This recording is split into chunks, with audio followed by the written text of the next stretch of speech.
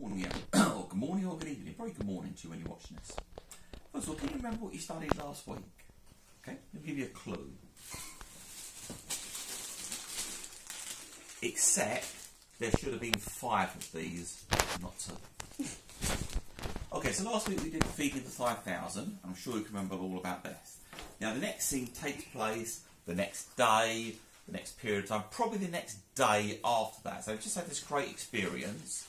They're with Jesus after he fed the 5,000, and let's see what the disciples did next. After that, the disciples left Jesus and they went on in front of him in the boat. Now, I'm fully aware that there were 12 disciples. Unfortunately, due to the size of the boat and our bath, we're only going to have 2 disciples. But there are actually 12 disciples in the boat. Now, they were about 3 or 4 miles out. They had rowed for some time, so they were not near the shore. And it was very, very deep by that time. And then they started doing a lot of splashing and a lot of damage, or a lot of splashing and wind. And that made everybody very nervous. And then, walking on top of the water, Jesus came along walking on the water. Now, we don't know exactly why he did this. It may have been to prove he was God. There may have been a reason why he did this, but he was walking on the water.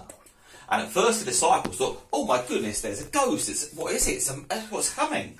If you think about it, they're at sea and then somebody comes walking on the water. It's probably quite understandable why they were a little bit nervous. And Jesus said, do not panic, it is I. And then the disciples welcomed Jesus into the boat. After Jesus got into the boat, after the disciples welcomed Jesus into the boat, then the scripture tells us, the Bible tells us, that the boat immediately made shore. Unfortunately, our paper boat was not as seaworthy as the boat that the disciples and Jesus were in. Notice that when the disciples were willing to let Jesus into the boat immediately made shore. Now, the other Gospels recall how when Jesus got into the boat, the storm subsided. John chooses not to bring that point up. He literally says all he says that Jesus got into the boat with the disciples, then the boat made shore.